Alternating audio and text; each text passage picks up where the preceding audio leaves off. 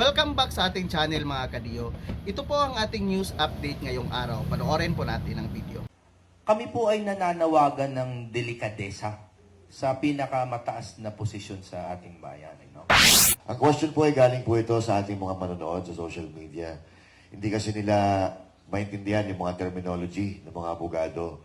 So, ang gusto nilang malaman kung bakit daw ninyo hinaharang itong gustong maging ombudsman ni SOJ Remulla. Ano po ba ang magiging epekto nito sa mga ordinaryong Pilipino kung sakasakali po na siya ay magiging ombudsman?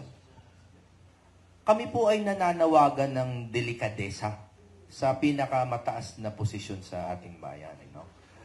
Kasi po, the fight against corruption, he claims that he is part of it. Siya po ay nakiklaim, si Pangulong Marcos, pasensya niya, force of habit.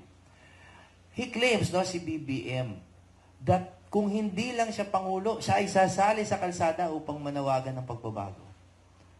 Pero kung ang ilalagay po ng Pangulo sa ombudsman is very clearly affiliated with him, no? Paano po ang mangyayari sa independensya supposedly ng ating ombudsman? Ang daming nakapile sa ombudsman. Ano po yung isa na meron akong personal knowledge?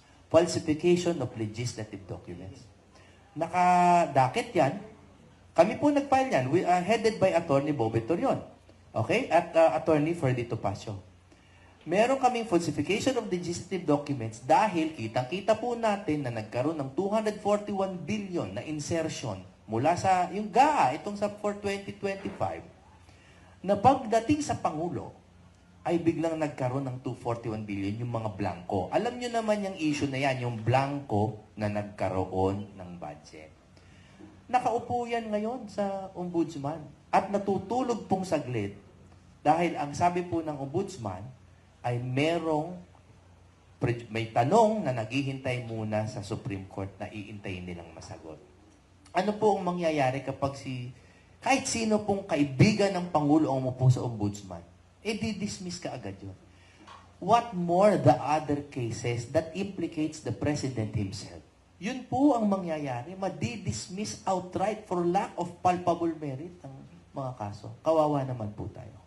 Ito lang po ang ating news update ngayon mga kadiyo, and please comment down below kung ano ang masasabi nyo sa video na ito, and please pag-support naman ang ating Facebook page para magpatuloy pa tayo sa paggawa ng bagong news update. Maraming salamat po at magandang araw.